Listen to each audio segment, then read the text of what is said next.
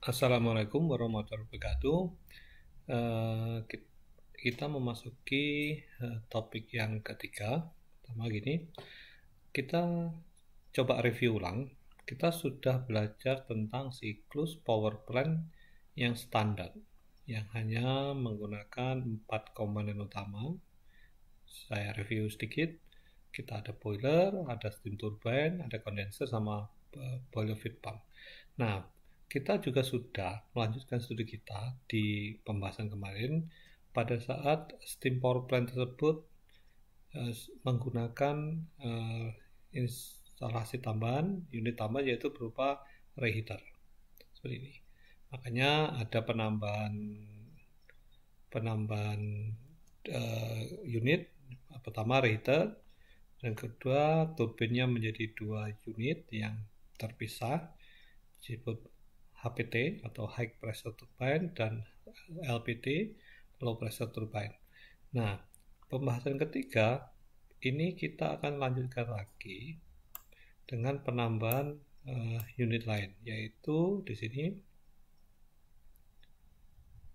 sini itu pada saat siklus steam power plant yang sudah dilengkapi dengan reheater ini ditambah lagi unit tambahan yang dinamakan di sini sebenarnya adalah namanya mixing chamber.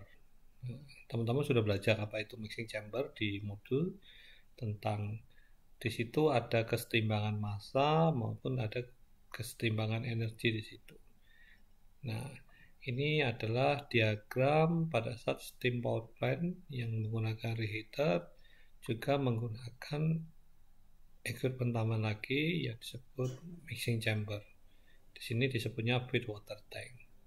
Oke, kita lebih detailkan lagi di slide berikutnya. Oke, kita lanjutkan lagi. Inilah gambaran utuh dari sebuah steam power plant. Nah, ini saya kasih coba tampilkan sebuah foto. Di sini ada steam power plant, dia menggunakan bahan bakar batu bara, makanya di sini yang hitam ini adalah batu baranya, coal yard. Nah, berikutnya ini yang bisa kita lihat ini adalah bahwa steam power plant itu pasti areanya dekat dengan sumber air. Contohnya di sini nih, ada sungai di sini, juga ada di sini. Kenapa? Karena steam power plant itu pasti membutuhkan fluida kerja, yaitu sebuah air yang menjadi fluida kerjanya. Oke, kita fokus lagi ke diagram. Ya, ini diagram steam power plant yang menggunakan reheater, juga menggunakan instalasi tambahan yaitu feed water tank, tapi sebenarnya merupakan sebuah mixing chamber. Tapi di penamaan di industri kadang berbeda. Oke, kita lihat kondisi tampilannya yaitu seperti ini. Nah, ini di industri malah disebutnya namanya deaerator. Jadi prinsip kerjanya adalah sama. Jadi gini, apa fungsi dari mixing chamber? Sebenarnya gini, kita lihat kemarin pada saat steam keluar dari low pressure turbine, dia memiliki tekanan rendah, yaitu 1 bar, kondisinya saturated vapor. Di sini suhunya sekitar 99 derajat Celcius. Nah, pada saat dia keluar dari kondenser, dia fasenya adalah saturated liquid, temperaturnya masih tetap karena prosesnya adalah kondensasi, suhunya sekitar 99 derajat Celcius juga.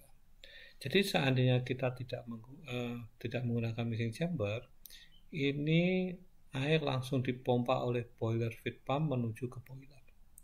Artinya dari suhu 99 derajat Celcius di saat fluida kerja keluar dari kondenser akan masuk ke boiler. Artinya boiler harus menaikkan suhu dari 99 derajat menuju 500. Ini sangat tinggi sekali. Artinya untuk bisa mengurangi bebannya boiler, makanya digunakanlah yang dinamakan salah satunya adalah mixing chamber di sini. Jadi pada saat di mixing chamber, air yang keluar dari kondenser akan dipompa ke dalam mixing chamber dan dicampur oleh steam ya disebut steam inject di sini, dengan tekanan 5 bar, suhunya 240 derajat bercampur di sini, makanya akan diharapkan ada kenaikan temperatur dari 99 derajat menuju temperatur yang lebih tinggi agar bisa dipompa oleh boiler feed pump 2 menuju ke boiler. Ini akan mengurangi beban kerja dari boiler itu sendiri. Oke, ini saya coba terangkan lebih detail tentang mixing chamber. Atau di sini saya nulisnya di feed water tank. Jadi inilah salah satu bentuk dari mixing chamber, disebut deaerator. Ini di sini ada steam inject, jadi ada steam yang masuk ke dalam tangki. Dan sini ada return condensate in, artinya air kondensat yang dikembalikan lagi. Ini air kondensat, di sini kan air kondensat masuk ke dalam tangki. Dan sini ada makeup water in, makeup water. Jadi kenapa disebut makeup water? Jadi makeup water adalah hanya berupa air tambahan yang diberikan jika ada kekurangan volume airnya. Jadi ada penambahan air dari luar ke dalam sistem ini. Nah, di sini steam akan bercampur dengan air kondensat. Makanya pada saat steamnya suhunya 290, diharapkan adalah pada saat bercampur dengan kondensat yang suhunya 99 derajat, akan terjadi kenaikan suhu. Akhirnya bisa dipompa menuju ke water to boiler. Jadi dipompa oleh boiler feed pump 2 menuju boiler. Ini penjelasannya. Jadi salah satu fungsi deaerator adalah itu, menaikkan temperatur dari kondisi keluar dari kondenser menuju ke boiler.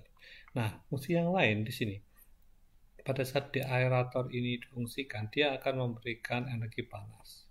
Nah, salah satu referensinya bahwa kelarutan oksigen yang ada di dalam air itu akan turun drastis pada saat temperaturnya tinggi mendekati temperatur jenuhnya. Artinya air yang ada di dalam sistem ini akan memiliki oksigen yang rendah. Karena pada saat oksigennya rendah di boiler, pada saat terjadi pemasukan energi panas, yang diharapkan tidak akan terjadi yang dinamakan letupan-letupan di permukaan air yang akan menyebabkan carryover, istilahnya carryover. Jadi uap air itu akan terikut dalam sistem yang menuju ke high pressure turbine. Ini efeknya sangat berbahaya. Kenapa?